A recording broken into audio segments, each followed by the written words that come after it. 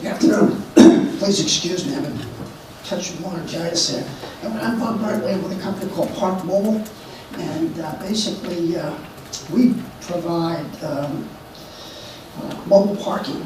People can use our system to park in garages, on-street parking meters, private operators' garages, wherever anybody charges for parking. And of course, technology. And that's one of the reasons we're here. I actually have one of those phones in my garage, believe it or not. And it's come a long way in a very, very short period of time, really. If we look at the technology today, years ago, some of us do anyway, remember going to the music store to buy music. You buy your albums, you buy, old enough, you probably remember 45s. It was a long time ago. And now you've got, apps for your smartphones, Spotify, Pandora, of course iTunes, iHeartRadio is another one that's just started up. But in the area of parking, things really haven't moved ahead as far as payments. You look, 1937, that's Oklahoma City. The first single-space parking meters. And here we are in 2014, I know you folks, no matter where you are in this country, you still see some of those single-space parking meters. Some of them have credit card acceptance and debit card acceptance now, but the majority of them don't. They're still just coins. And these are some interesting statistics here. There's 165 million active Android and Apple iOS devices here in the US. They're used by 78% of the population 15 to 64. Over 50% of the people in this country have smartphones today. 29% of mobile users are open to scanning a mobile tag to get coupons. By the end of 2014, it's projected that the internet is going to overtake desktop internet usage, mobile internet. 50% of smartphone shoppers use a GPS app to find a retail location. And over 3 million apps are currently available on the iTunes and Google Play, and that's growing. I have like 400 and somewhat apps on my phone now. Basically, my company, we started out in 1999. We were the first to market with standard type phone, feature phone, whatever you want to call it, utilizing interactive voice response. People could call up, which they still can do today, and start and end a parking transaction over the phone. 2009, we were the first to the market with apps for iOS, Droid, and Windows 7. 2012, we were the first to market with emerging payments. We do PayPal. We have our own electronic wallet, which the majority of our customers use, which is basically the Easy Pass model. In 2013, we were the first to market for in-vehicle payment apps. I have a couple slides later on in the presentation. We're teamed up with Ford and Volvo at the moment. Basically, anybody can start a parking session. We mentioned the app, the IVR. You can do it with your computer. You can do it off a regular phone, a pay phone. You just have to dial the toll-free number that we provide in any of the location. There'll be a zone and maybe a space number associated with it that you'll enter, or you'll speak into the phone and you can start a parking session. 15 minutes before the parking session is over, we send you a warning, let you know you're running out of time. So if you're at the movies, you're at the restaurant, you want to extend your time, you can extend from wherever you are remotely, which is a lot cheaper than getting a parking ticket. We're also integrated with the EV charging stations that you start to see around the country now. You can actually use our app to pay for the charges. We integrate with most of the players in the parking arena, from the multi-space meter manufacturers, the single-space meter manufacturers, the enforcement handhelds that are used by the officers for issuing the tickets. So everybody has information as to who's paid by cell. We're in over 600 locations now across the country, 36 states. We have over 2.5 million members right now, and that's growing rapidly every month. Here's a case study on Washington, D.C., which was our most successful launch to date.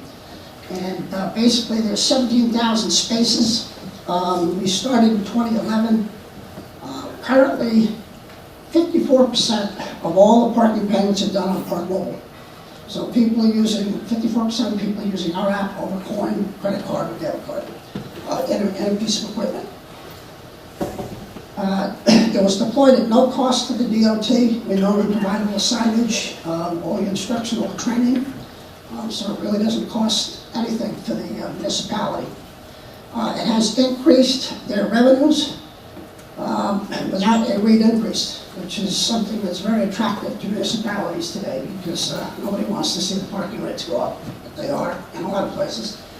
We've reduced the operating expense, and basically, and of course no CapEx, we charge a convenience fee to the motorist, and it doesn't cost the municipality or the private operator anything to use our system. I mentioned the vehicles. There's two different types of systems that we're working with. One is an in-dash system where the app is actually on the car in-dash computer. That's Volvo. We do that with them. We're also tied to another company called Parkopedia, which provides location-based information on what spaces are available where in the city. And the other one is the tethered solution, which we do with Ford, which your cell phone actually is tethered to the onboard dash computer. So when you pull into a space, you talk on the system in the car, saying that you want to park, how long you want to park. And this is where we feel our business is going. Eventually, you'll be doing this all right from the vehicle. With the GPS and the systems, you can tell what space you're actually in a city. And all I have to do is say, yeah, how long I want to park, or end my parking session, or put end when you drive away. The key benefits, really peace of mind. And this is one thing we find. We charge a convenience fee, and people ask me, why would people want to pay a convenience fee? No, it's first of all, you've got the smartphones. It's addictive. Everybody likes using apps. They like using apps to purchase things. But also, it's the peace of mind. We send you a text message or a notification that the parking session has started, so you know when you leave there, you're definitely on the clock. And of course, we send you another message when you're running out of time, and a message when the session is over. And you can also communicate. This is where we're headed to now. If there's a street closing, or a special event, or something else going on, the municipality can now communicate with that driver. They know who that driver is now. Before, they just knew somebody put points in a meter, or they used a credit card. Now they know who that person is. Now we can communicate with those people. This also extends over into the merchant community. We'll be offering discount coupons. Merchants will be able to offer 2-for-1 specials, and it'll all be based on a GPS in the phone as to what notifications you get. Because if you're in a place like New York City, you don't want all the notifications throughout the city.